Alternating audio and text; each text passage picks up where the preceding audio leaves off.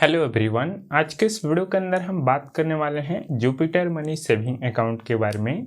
Jupiter money basically एक neo bank है और इन्होंने यहाँ पर फेडरल बैंक के साथ पार्टनरशिप करके अपना सेविंग अकाउंट लॉन्च किया है। अगर आपको नियो बैंक के बारे में नहीं पता तो सिंपल भाषा में आपको बता दूँ, नियो बैंक उन बैंकों को कहा जाता है जिनकी कंप्लीट सर्विसेज या फिर फीचर्स फुल्ली ऑनलाइन बेस्ड होती है। फिजिकल रूप से आपको बहुत कम जिसमें सर्विसेज दी जाती है। एक कंपनी होती है या फिर एक बैंक होता है जो पार्टनरशिप कर लेती है।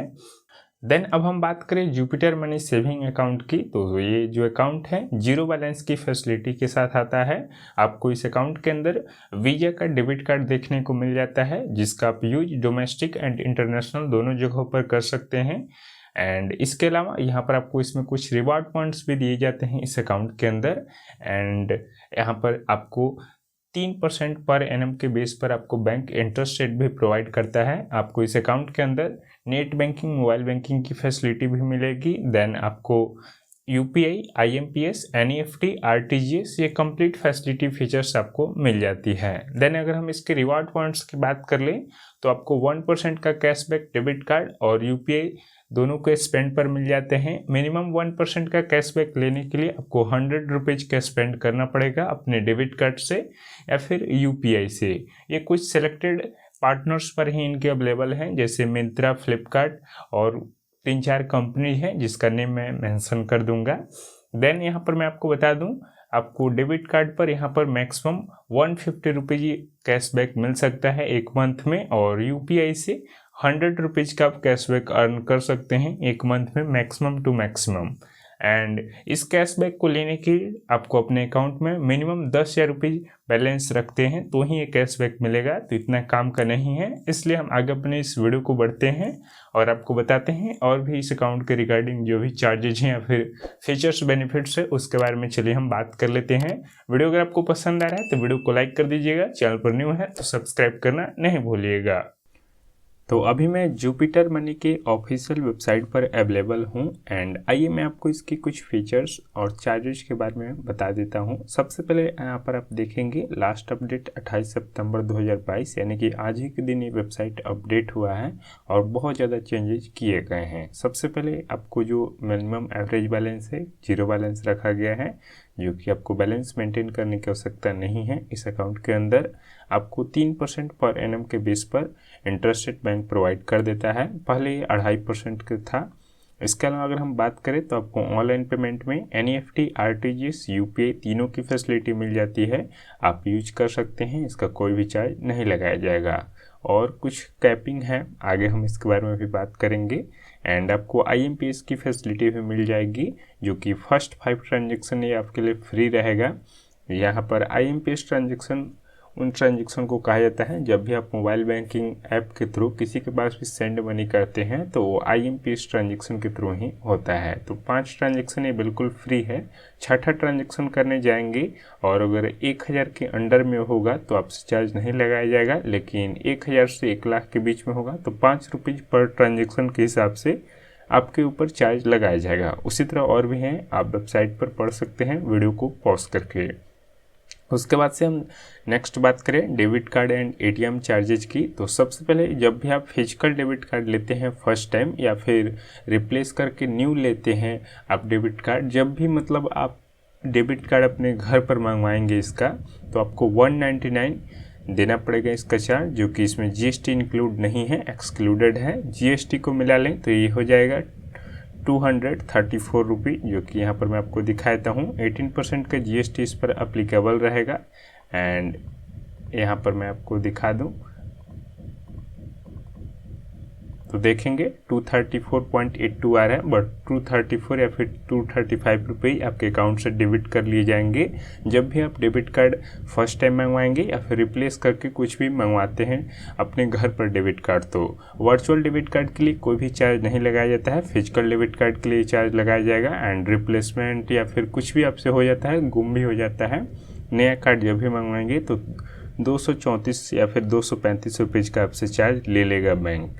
उसके बाद से ईयरली चार्ज कोई भी नहीं है, मतलब कि डेबिट कार्ड जब आपको मिल जाएगा तो उसका एनुअल फी आपको नहीं देना है, ये एक अच्छी बात है, इसका नो चार्ज रखा गया है।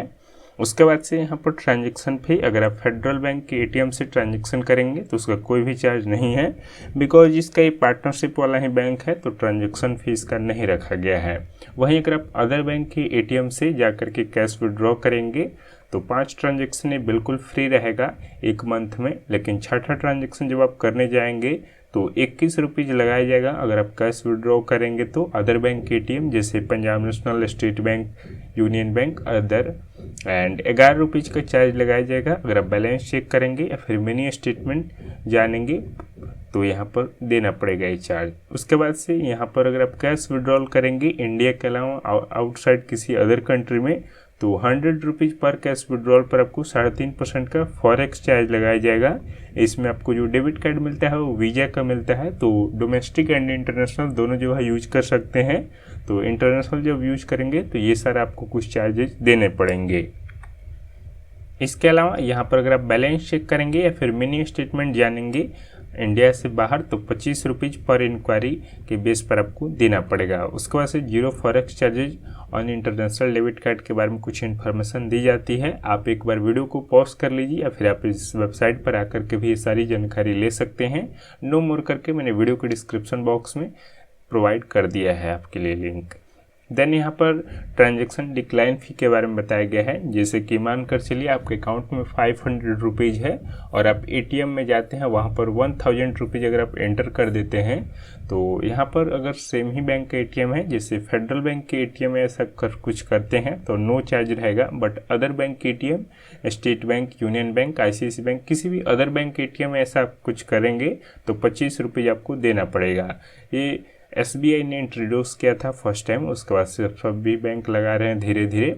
देन यहाँ पर अगर आप किसी स्टोर पर इनसफिशिएंट फंड वाले डिक्लाइन फी करते हैं तो यहाँ पर इसका नो चार्ज है, मतलब चार्ज नहीं देना पड़ेगा। तो ध्यान रखिएगा जितना आपके अकाउंट में रुपीज़ हो उतना ही रुपीज़ एटीएम से भी निकालने की कोशिश कीजिए, ज़्यादा कीजिएगा तो आपको चार्जेस देने पड़ेंगे। या फिर आप एक बार चेक कर लीजिए जब भी आप यहाँ पर एटीएम से जाते हैं कैश विड्रॉ करने के लिए, फिर कहीं पर भी स्पेंड करते हैं तो। देन यहाँ पर ब्रांच ट्रांजैक्शन या फिर अदर चार्जेज की बात कर ले तो फर्स्ट टाइम जब आप चेकबुक लेते हैं तो 5 लिप्स आपको फ्री में मिल जाती है, और जो चेकबुक है उन्हीं यूजर्स को मिलती है जिन्होंने कंप्लीट KYC कर रखा है, मतलब पूरी तरह से इसका KYC कर लिया, फुल KYC वाले यूजर्स हैं उन्हीं को मिलेगा। बाकी 5 आपको फ्री में लिप्स मिल जाएंगे, छठे लिप्स के लिए आपको इसका चार्ज देना पड़ेगा पर्टिकुलर।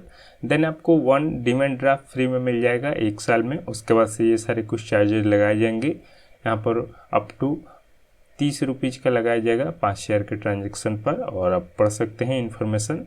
देन NEFT RTGS की बात कर लें तो यहाँ पर कुछ लिमिटेशन रखी गई थी जो मैंने आपको बताया था, जो कि 5 ट्रांजैक्शन इस पर भी आप कर सकते हैं 1 साल में, फ्री रहते हैं।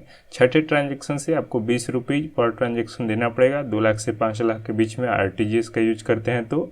NEFT का 2 रुपीज़ पर ट्रांजैक्शन देना पड़ेगा अगर आप अप टू 10,000 के बीच में ट्रांजैक्शन करते हैं तो।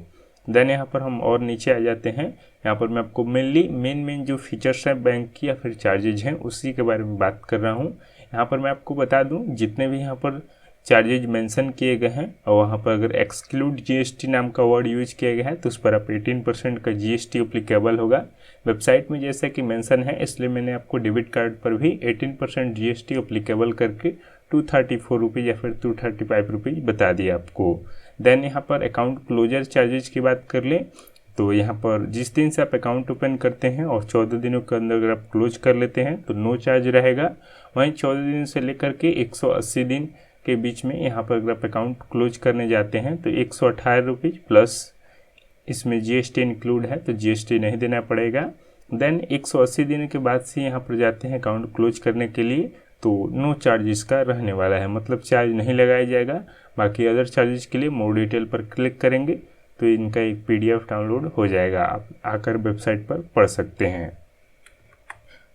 तो मेनली ये सारी आपको फीचर्स चार्जेस देने पड़ते हैं अगर आप जुपिटर मनी में अकाउंट ओपन करते हैं तो। पहले इसमें बहुत कम चार्जेस लगाए जाते थे बट हाल बढ़ा दिया गया है, सभी बैंकों में अब बढ़ाए जा रहे हैं धीरे धीरे। न्यूएक्स में भी पहले डेबिट कार्ड पर चार्ज नहीं था बट उस पर भी लगा दिया गया।